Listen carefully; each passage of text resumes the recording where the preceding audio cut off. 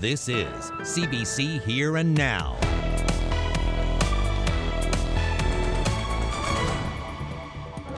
It's been a long wait for the puck to drop in the home opener for the Newfoundland Growlers. One of 6 games in Conception Bay South. Might there be more? Stay tuned. Well, certainly a nice night to be inside today. Some rain and snow working its way across the Avalon. Some may even see some accumulation.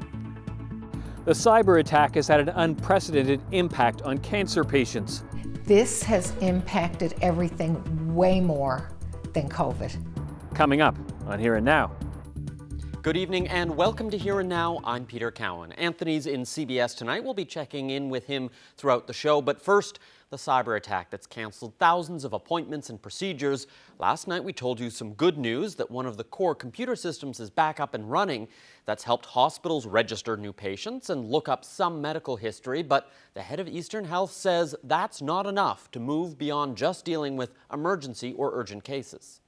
A couple of the pieces that will be really important to come alongside that will be the lab system. So to be able to report electronically new lab results and new diagnostic imaging results. Those are two of the areas that our clinical leadership have told us are really critical to being able to open our system up more broadly than simply urgent and emergent for many reasons, not the least of which is just volume, trying to manage the thousands of transactions.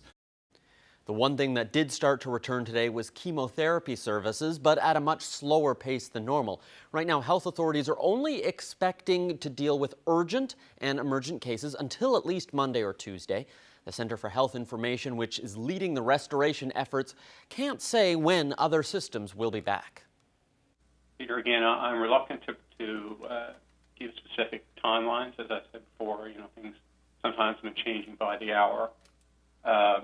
But I can tell you that, the restoration process for some of the systems that Mr. Diamond is referencing is actively underway right now. For most patients, they'll be contacted if their procedure is going ahead. So if you haven't heard, it's probably postponed. Government didn't reveal any more details today about the attack itself. So who could be behind it? Well, I spoke with one cybersecurity expert who thinks he knows. We'll hear his theory in about 30 minutes on Here and Now. Well, many cancer patients are anxious to rebook their appointments now that chemotherapy is resuming, but it's not happening for everyone just yet. Here Now's Mark Quinn explains. I'm squatting at a competition in Gander. Portugal Cove St. Philip's Janet Martin started powerlifting at 54. That's later than most, but it didn't hold her back.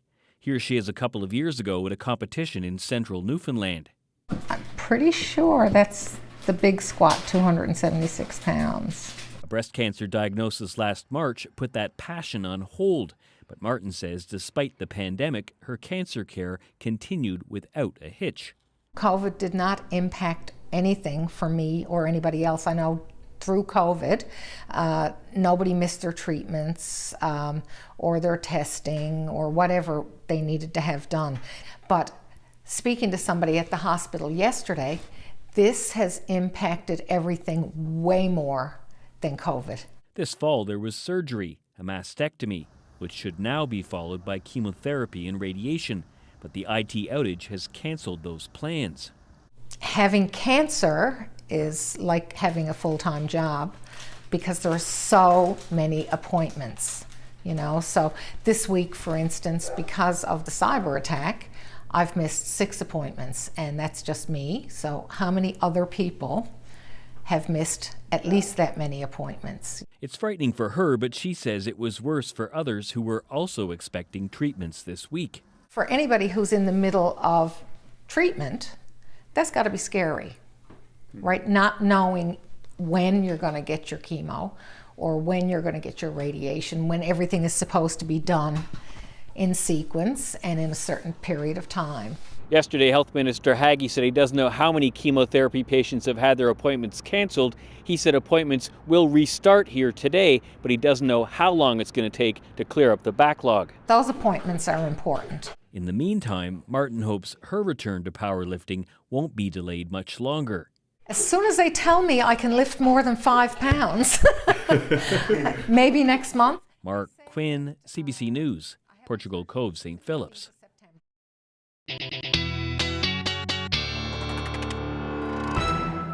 Certainly a frosty morning this morning. Temperatures hovering near or just below zero in some cases down along the southern areas of the island. Those temperatures were up about 1 to 2 degrees, and then chilly up across Labrador as well, reaching about -7 this morning. And then temperatures didn't really move too much today.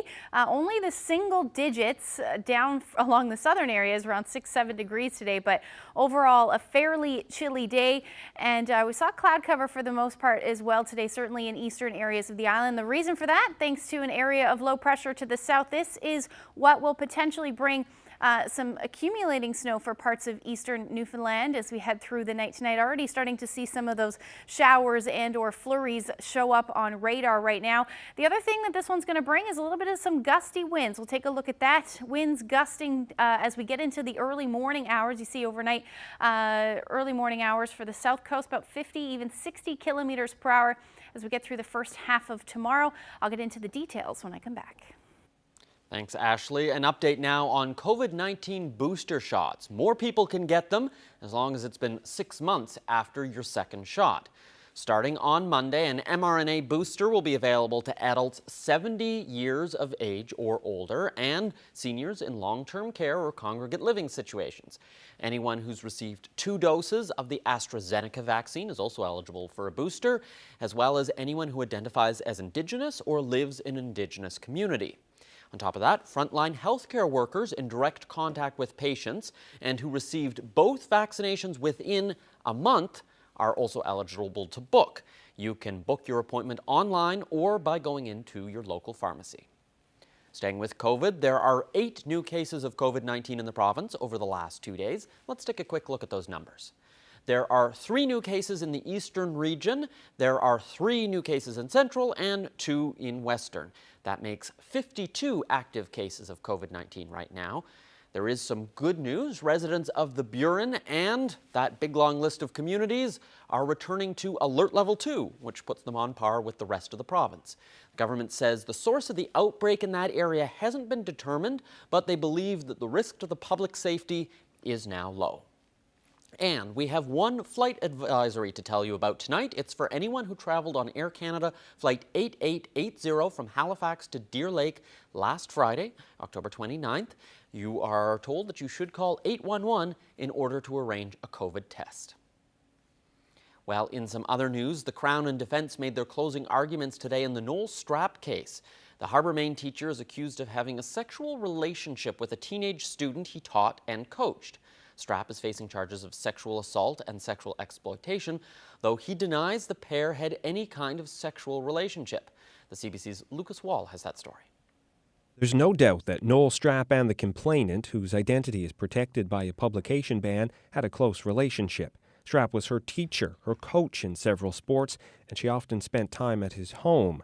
But defense lawyer Ian Patey argued today that when their relationship soured, the complainant had the motive to fabricate claims of sexual abuse and exploitation.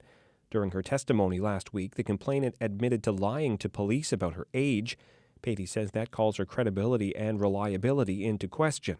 Crown Prosecutor Jessica Gallant disagrees. She told the court that the unprompted admission of lying to police in fact shows the complainant's reliability, and it would be nonsensical to admit to lying if she was just trying to get Strapp into trouble. Victims want consequences, Gallant says, and that doesn't make the complainant a liar. The Crown says the evidence shows a relationship with sexual grooming and abuse. Judge Phyllis Harris will hand down her decision in the matter on December 17th. Lucas Wall, CBC News, St. John's. Police are calling a massive fire that ripped through a former fish plant on Bell Island suspicious. 2 people were apparently seen running away from the area shortly before the fire broke out last night. The old plant was dilapidated, according to Wabana Mayor Gary Gazine.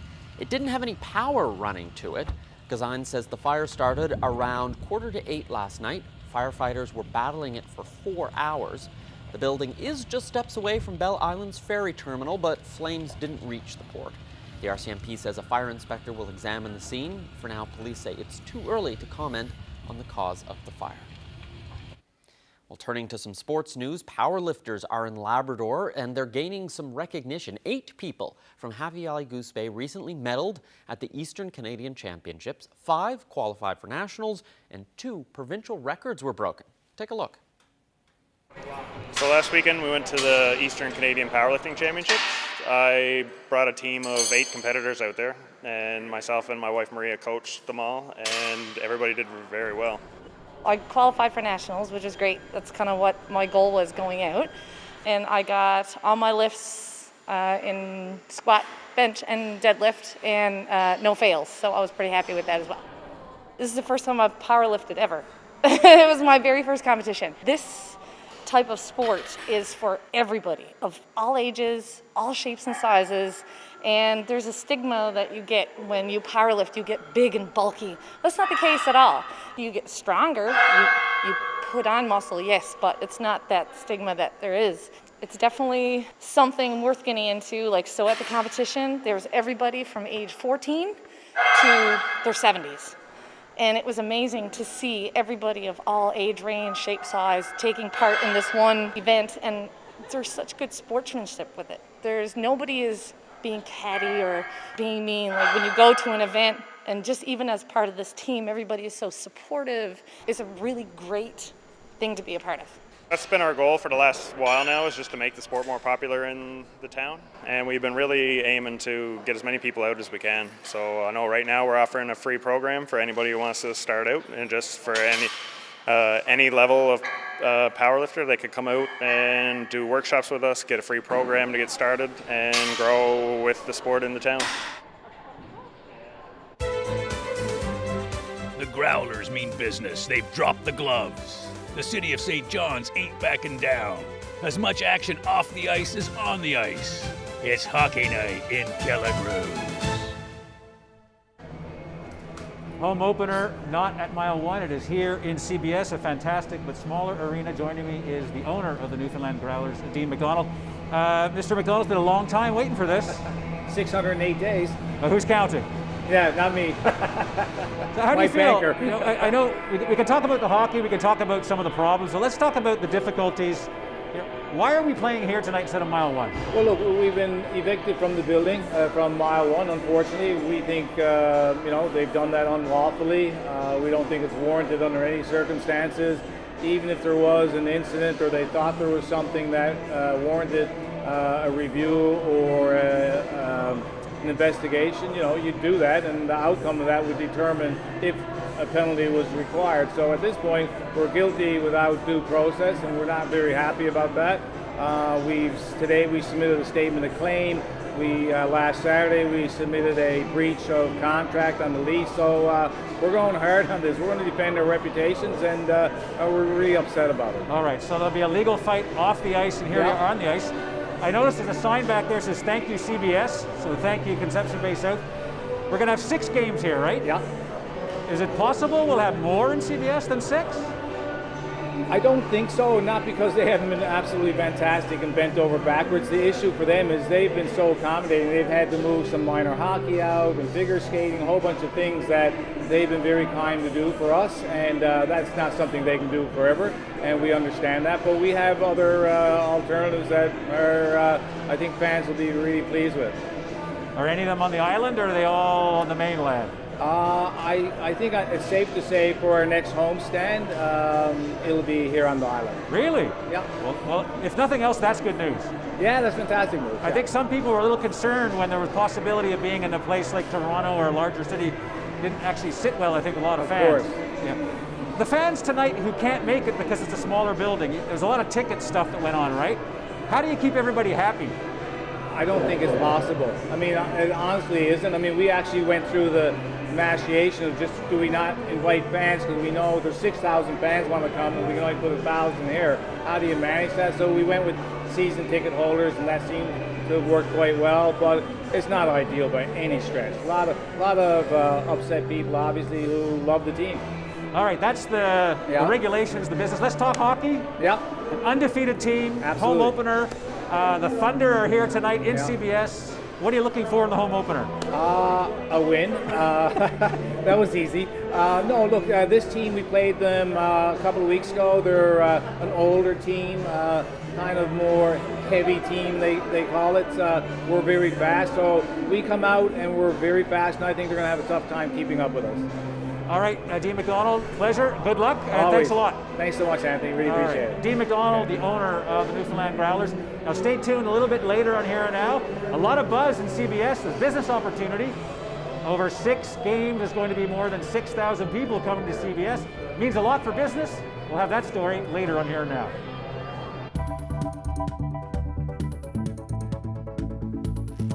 Well, this morning I met 3 lovely grade 5 classes at Ron Colley Elementary in St. John's. They reminded me that the first snow was November 6th last year in St. John's.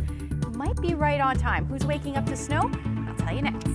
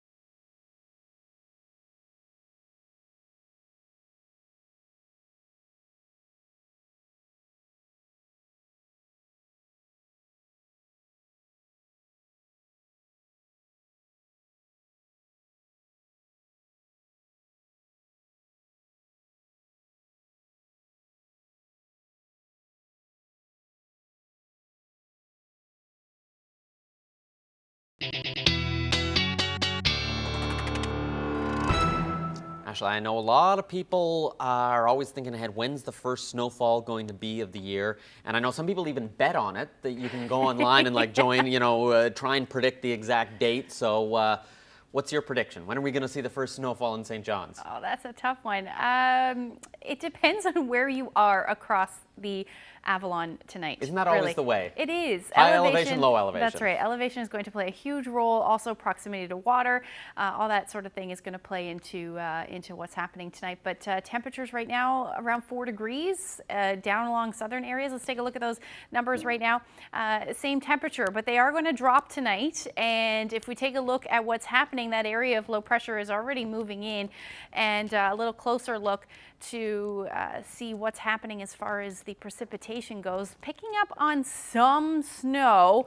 Again, what's happening here is likely in those higher elevations. So as we head through the night tonight, we're going to continue to see that rain spread further north along with that transition over to snow at some point. But like I said, if you're closer to the surface, you're more than likely not going to see any flakes at all through the night tonight. So taking a look at the future tracker, snow the story. You will see some snow up through Labrador as those temperatures are much cooler. Even along the west coast, that risk of some flurries or showers and then flurries overnight tonight. But that area of low pressure will move in. Most of the models are picking it up at a transition somewhere between 8-9 o'clock tonight, continuing through most of the night. And then eventually that will taper off as we get into the morning hours with some lingering flurry activity for the west coast, and same thing up across Labrador. So just a quick timeline here. This is for eastern Newfoundland really and the Avalon.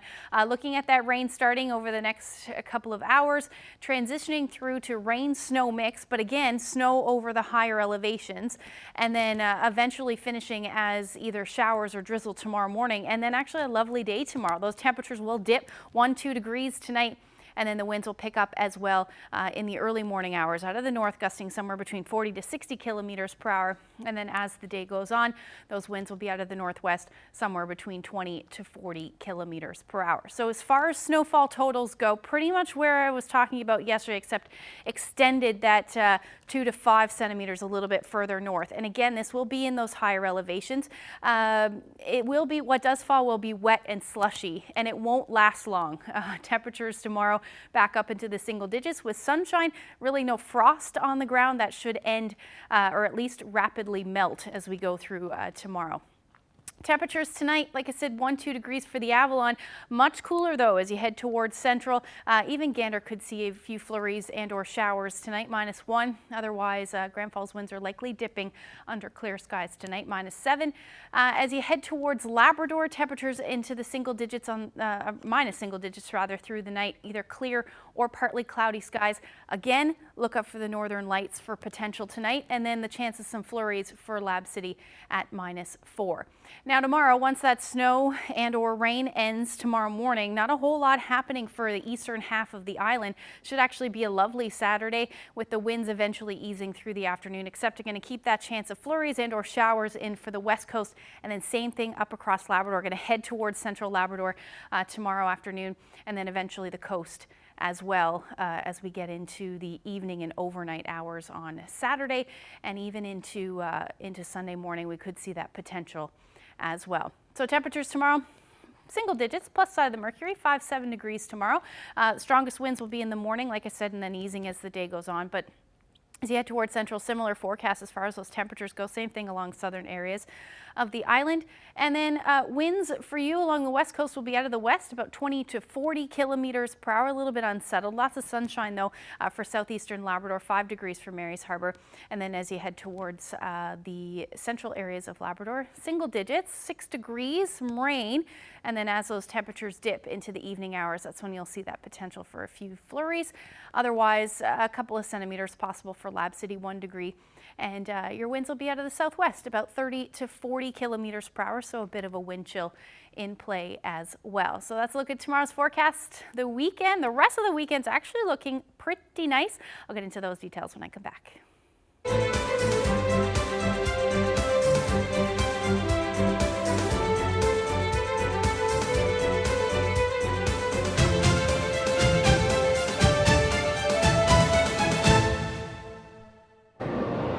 A lot of excitement now here at the arena in CBS as more and more people get in here. It's getting kind of fogged up here as well. The business community very happy that there are going to be thousands of people coming here for 6 games. and I met one of them, Scott Morgan, the owner of Winging It. Scott, tell me about the sign you put up. So the sign's here pretty much to welcome the Growlers to CBS. I'm interested in your answer because you're not just talking about your own business here, but you're talking about the whole community. Do you think these number of games is a big chance for CBS? It's huge. It gives the town of CBS has so much potential.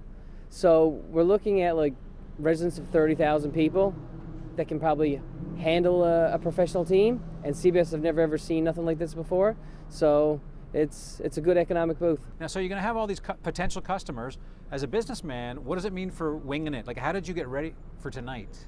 So with the first thing we had to do, because we didn't want to run out of wings, so we had to purchase twice as much food, more staff. Our staff has doubled, so that you could actually find workers. Actually, I have fantastic staff. We haven't had many issues with staff. Because a lot of restaurants have had struggle during the pandemic, right? Yeah, we've got a good group.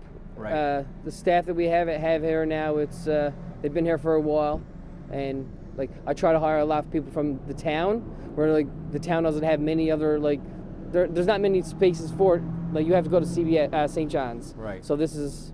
Yeah, but also I guess now you're actually getting to hire some more people to do some more work, which is because the Growlers are in town. Exactly, and it's fantastic because it gives it it's more of a spotlight for it's great for the Growlers. They got a place to play 6 home games, but it's a perfect opportunity for the town of CBS to show that they can handle this. So hopefully maybe 6 games, maybe later down the road they need another stadium.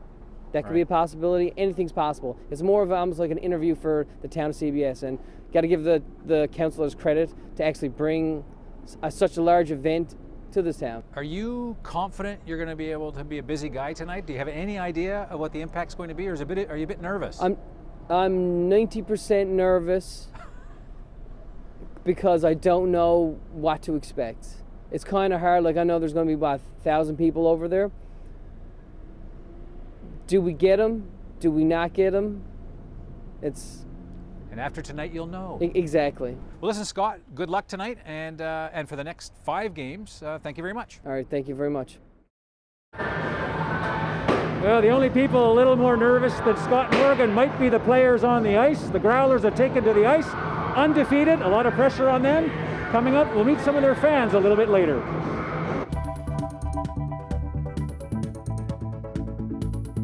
Established themselves at the top of the criminal hierarchy when it comes to doing this.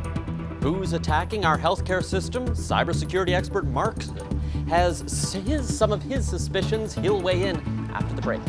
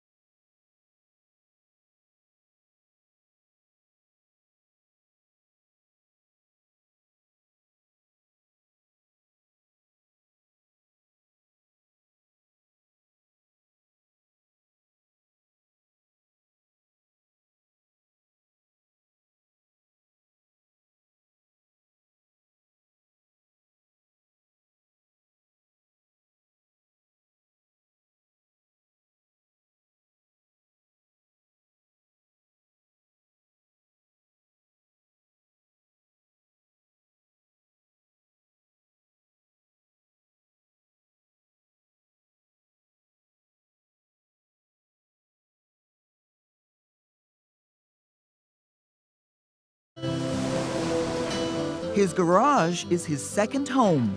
John Perrell is 65 years a mechanic. Our season debut, Sunday at 11:30 and Monday at 7.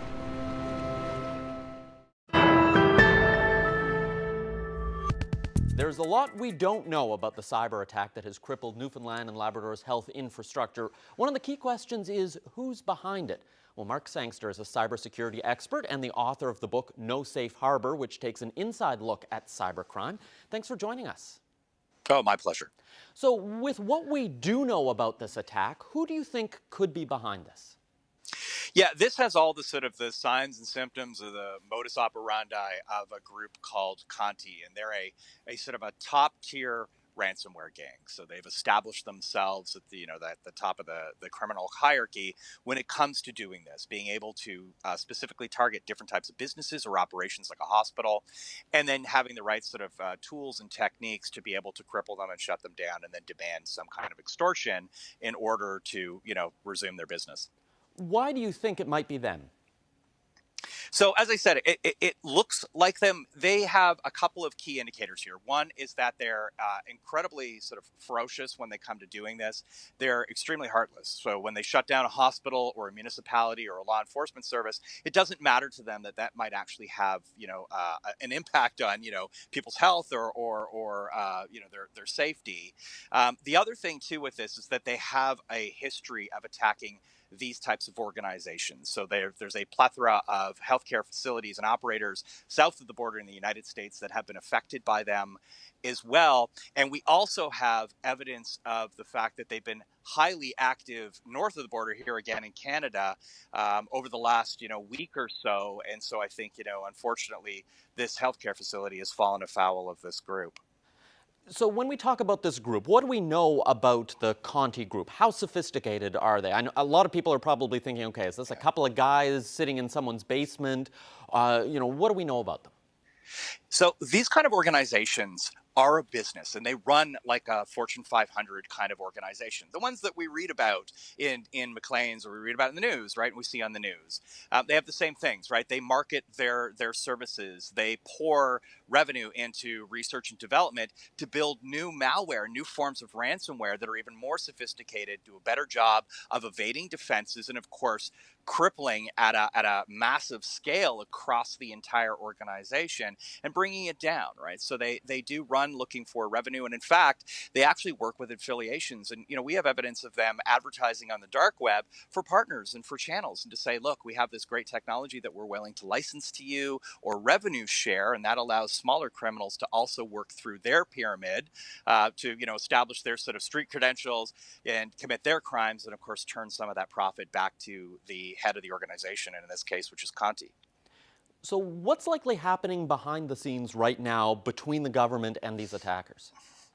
Yeah, so when these sorts of things play out, typically what happens is you come in to work one day, and this is, I believe it was on a Saturday over the weekend, and you find that your systems are down. And often it might start with something that seems innocuous, right? It's I can't log on to my email, as an example, or I tried to pull up this patient record and it's not working. Our medical imaging system is down, so I can't do an x-ray.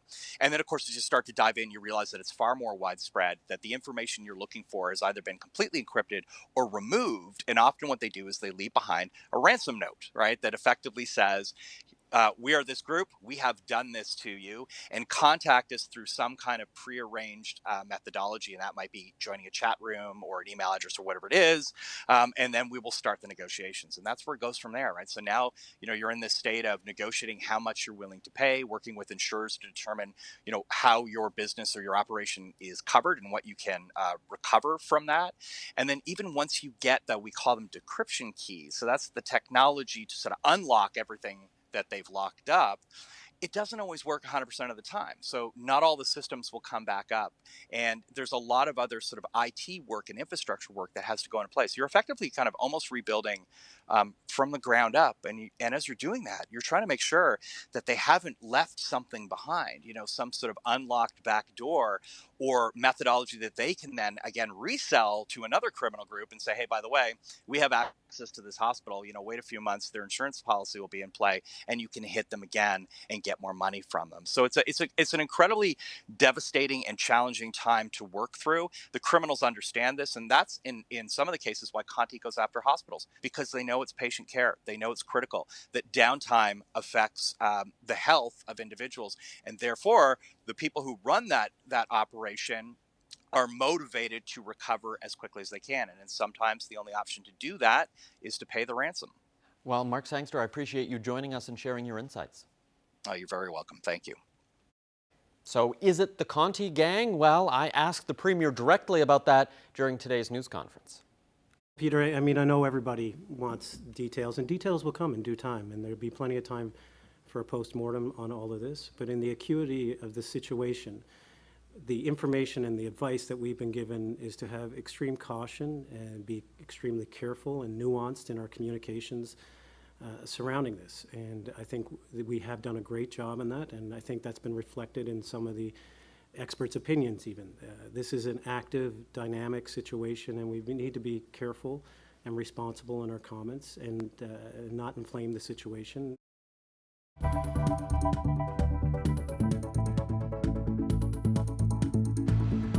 Players are on the ice. There's a crowd piling into the CBS arena. Not long until the Growlers game begins. Anthony will be back after the break.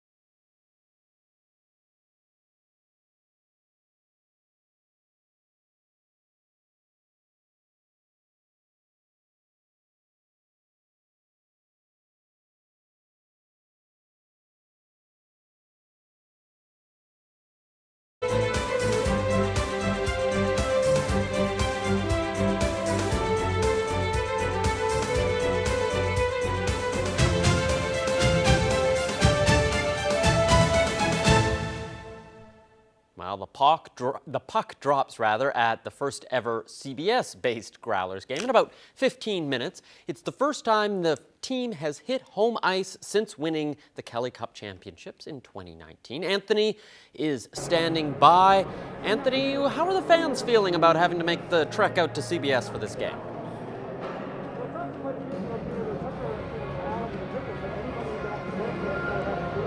I got these four fantastic young guys behind me here. They were pounding on the glass a few moments ago. I wish I could lip read for Anthony there, but... How are things going with you here? They're going pretty good.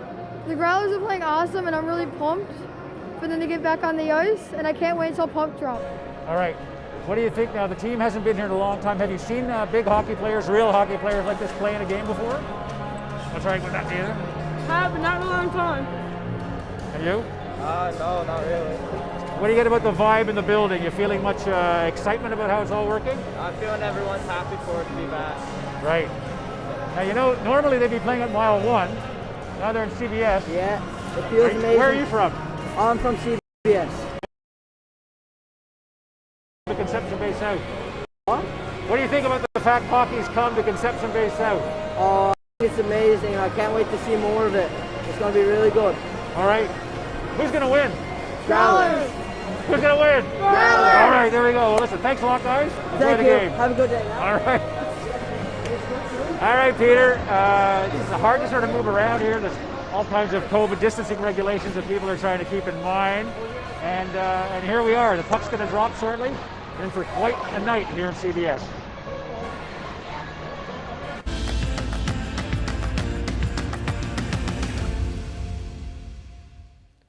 Marty Byrne calls it a passion project. For a few $1,000s, he's building a tiny home and using a lot of old materials to do it. Byrne plans to use the home as a creative space, but believes it could also offer a solution to the housing shortage in his part of the province. Let's head to Labrador City for a look. Been a blast. I've actually been loving it. It's been challenging because I've been learning so much, but at the same time, I'm just so happy to be doing such a cool project that I've always wanted to do now for such a long time, and it just feels great. I'm out there, I'm smiling, I got my music going. Half the time I'm dancing, and I'm just building away. And a lot of people are stopping by because I started sharing the videos about the progress of the tiny house, and it's kind of like the whole community is getting on board with my little tiny house updates and kind of supporting what I'm doing, which is actually really, really neat. So you can see my old door and the old windows, and she's sheathed in on the outside, but you can see that I don't have the roof on. It's a tiny house on wheels, and that means it's mobile, which means that I can say if something happened in the mining industry and there was a big layoff, because I work at the mine as well. If something happened and I needed a place to go and I was losing my house, it happened in Wabash Mines a few years ago. People were passing the keys back in to the banks and trying to do all that. And basically, I wouldn't be homeless. The wood stove is probably going to go right here. And but I picture, if I do use it as a creative space, which I probably am leaning towards something, I picture a small potter's wheel being down there, whereby I could look out the windows. Say if I'm parked, this could be like a cabin, like a camp, where I could park it next to some river. And let me try to show you this. I don't know if I can do it with one hand, but I made these windows here so that you could open up the side of the building. So essentially that opens up wide open to the outdoors, and the same thing on the other side. So the idea is that you're closer to being with nature. That was the idea of that. It's just for a bit of fun, really, but at the same time, there's some merit to the possibilities of what something like this could be used for. Well, from a tiny house to a big conference, today's agenda at the UN Climate Summit is youth and public empowerment. But it wasn't just inside the COP26 venue that young activists took center stage. Thousands marched through Glasgow demanding world leaders step up their actions against global warming. Swedish climate activist Greta Thunberg is calling the summit a greenwash. The CBC's Tessa Arcilla has more. Thousands of young people have gathered here in the center of Glasgow, marching throughout the city in the Fridays for Future climate protest. They say they're here to make sure that politicians and leaders meeting at the COP26 climate summit hear their voices. Now, pledges have been made throughout the week on ending and reversing deforestation, on phasing out coal-fired power plants, as well as funding, coming up with $130 trillion in private funding, for example, or reducing methane in the air. They said they've heard all these pledges, but what they want to see are not words, they want to see action. The COP has turned into a PR event where leaders are giving beautiful speeches and announcing fancy commitments and targets, while behind the curtains, the governments of the global north countries are still refusing to take any drastic climate action. And the voices of future generations are drowning in their greenwashed and empty words and promises. We need change, we need to talk about it, because sometimes it's not because that they know about it that will make the change today, but we need it to happen today. There is an urgency, and the urgency, you can even feel it more in racialized communities. This is our planet that I'm going to grow up on, and if it's not here in a healthy state, just what do we do? Well, the people who are here say there is power in mass movements, but also they understand that there's only so much they can do as individuals. Change, they say, needs to come from the top. Policy changes from politicians in order to change the system. I was those kids 25 years ago at the first Conference of Parties in Berlin, calling on governments to do more. And today I am in government working hard every day with my cabinet colleagues, with the Prime Minister, to ensure that Canada plays a very constructive role. Today is all about the voices of the youth, the young people who will inherit this planet. The president of COP26, Alok Sharma, said these voices have to be factored in every decision made by ministers at COP26. Tessa Arcilla, CBC News, Glasgow.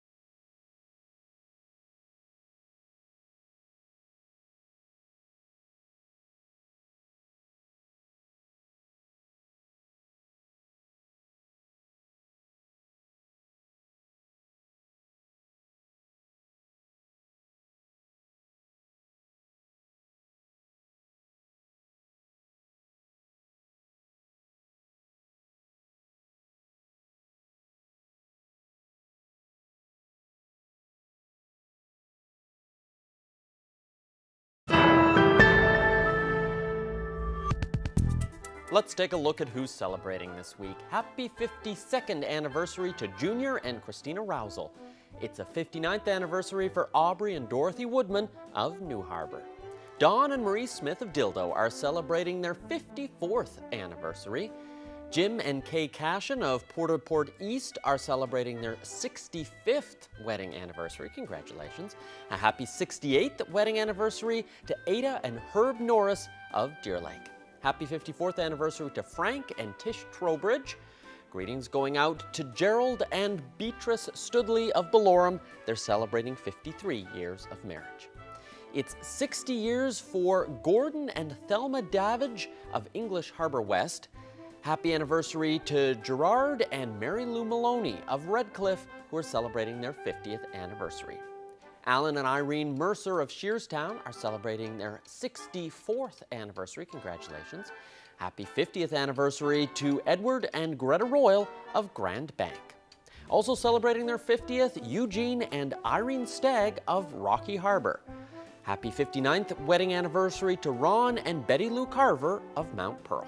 Happy 58th anniversary to Art and Ivy Bath of Lassie. Happy 65th anniversary to Harold and Margaret Manuel of Lewisport. It's the 57th anniversary for Lloyd and Irene Ivany of Hickman's Harbour. Reg and Nettie Kendall of Morrisville are celebrating their 63rd anniversary. Eldred and Tina Normore of Lansaloo are celebrating their 53rd anniversary. Happy 55th anniversary to Olive and Bertha Greening of Clarenville. A 51st anniversary celebration for Cheryl and Oscar of Wabush. Ronald and Shirley Vardy of Hickman's Harbour are celebrating their 60th anniversary. John and Ruth Foster are celebrating 50 years being married. Check out those sideburns. And it's also a 50th for Max and June Compton of Burgeo. Now to some birthdays. Happy 93rd birthday to Margaret Hinchy of Gander. Happy 94th to Louise White of Stephenville Crossing. It's a 97th birthday for Bennett Brown, originally from Bonavista, now living in Mount Pearl. Happy 93rd birthday to Vinnie Eddy of Heart's Delight. Jabez Johnson of Little Catalina is turning 99. Happy birthday to Frank Penny of Charlottetown, who is celebrating his 90th birthday. Happy 92nd birthday to Ben Rousel of Cornerbrook. Audrey Sparks of Bay Roberts is also turning 92. Birthday greetings going out to Edna Coles of Savage Cove, who is 93. Nina Hull from Twillingate is celebrating her 101st birthday. That's a big one. Congratulations. Happy 90th birthday to Anna Windsor of Aquafort. Happy 92nd birthday to Helen Bailey from Port Rexton. Happy 98th birthday to Lillian Hatcher of Rose Blanche, now living in Port Basque. Happy birthday to Robert Gullidge, living in Kelligrews. Robert is 90 years old. Nora Brown, formerly from Harbour Lacou, is celebrating her 96th birthday. She's now living in Port Basque. Happy birthday to Margaret King. She's celebrating her 92nd birthday. Birthday greetings going out to Russell Avery of Deep Bite, currently living in Clarenville, celebrating his 91st birthday tomorrow. And finally, birthday wishes going out to World War II veteran John Pinhorn from Winterton, now living in Carbonear. It's a big one for him. It's his 100th birthday. And right before Remembrance Day. That's right. Kind of fitting. It is, totally. So we're looking ahead to the weekend. Sunday, are we going to get any sun on Sunday? Yes, we will actually. Sunday, looking at the nicest day of the weekend. Temperatures are going to climb up. So I get an extra hour of sleep. Yep. And I get nicer weather. That's correct. Okay, Sunday's the day I like. It is, except obviously because we lose or gain that hour, I guess. Not so much sunset is a lot earlier. Yeah, much lighter. You're definitely going to notice that. Let's take a look at the weather that we're expecting through the day on Sunday, at least when that sun will shine. Certainly for eastern areas of the island. As we head towards the west, though, looks like some showers will continue through the day with those temperatures a little bit milder. So everything that does fall should fall as rain. And then we've got a little bit of rain or snow, the story for Sunday for the western portion of Labrador. Eventually, we'll see that snow or showers move towards central Labrador as well through the day on Sunday. And then that generally continues into Monday. Get back on that rain side of things for Lab City. And so it's really just going to go back and forth as we head through the weekend and the beginning of next week. Some more shower activity expected for the Northern Peninsula, and then either rain or snow for southeastern Labrador as we get into Monday. So the other thing to note is obviously that time clock's going back at 2 a.m. on Sunday. You're not going to have to touch your smartphone at all, but maybe other things certainly through the afternoon. To remind you that the time has changed, but temperatures are going to be absolutely beautiful, 8-9 degrees through the afternoon. And then single digits up across Labrador, 2 degrees in Lab City, 6 in Happy Valley, Goose Bay on Sunday. And then Monday, even warmer, 9, 10, 11 degrees for portions of the island, certainly along the southern portion. For Marystown, 11 degrees, and then again, that rain or snow for the Northern Peninsula, same thing for southeastern Labrador. Your temperatures 1, 2, or 3 degrees above zero for your Monday. Once we get into Tuesday and Wednesday, we'll be back down into the single digits for St. John's and eastern Newfoundland. Also looking at some showers, maybe a few peaks of sun on Wednesday, but overall unsettled start to the week. For central Newfoundland, quite a nice stretch of some weather. Looking at a mix of sun and cloud, you may see some either snow or showers in the overnight periods, but overall not really looking at any rainfall until Wednesday, hovering around 8 degrees. And then for western Newfoundland, some showers to start on Monday, clearing skies, and then showers return both Tuesday and Wednesday. Your temperatures between 6 to 9 degrees. For eastern Labrador, either rain or snow right through the middle of next week, with your temperatures in the single digits. And then same thing for western Labrador. It looks like snow though for you Tuesday and Wednesday. Look at this shot. Another calm day at the Foxtrot Marina. We've been seeing some pretty nice weather, at least less wind than we've been seeing lately. Ray captured this shot. Thank you so much for that. If you have any weather photos, send them to nlphotos@cbc.ca. It's amazing what a difference a nice calm day makes if you're trying to get out for a little bit of a walk or something. It's true. Even today, like, it was freezing, but it was lovely because there was no wind. Exactly. You can just bundle up a bit. That's right. Just a quick note for CBC radio listeners. This Sunday, Maritime Connection is hosting a special call-in show that's open to people in this province. Yeah, David Suzuki is taking over the microphone and taking questions. He's recently written a column on climate action in response to COP26. And so Maritime Connection is going to be a little more like Atlantic Connection. It's happening this Sunday afternoon from 4:30 to 5:30 Island time, half an hour earlier if you're in Labrador. And that's about it for us for tonight. And Anthony, how are things looking? Well, people are starting to cheer loudly, Peter, because they're about to introduce the Newfoundland Growlers. And as you can tell, hockey and CBS at this level doesn't happen every day. We six games, and we learned tonight on Here and Now, the Growlers will be staying in Newfoundland. Where they're going to play, we'll find out. See you on Monday.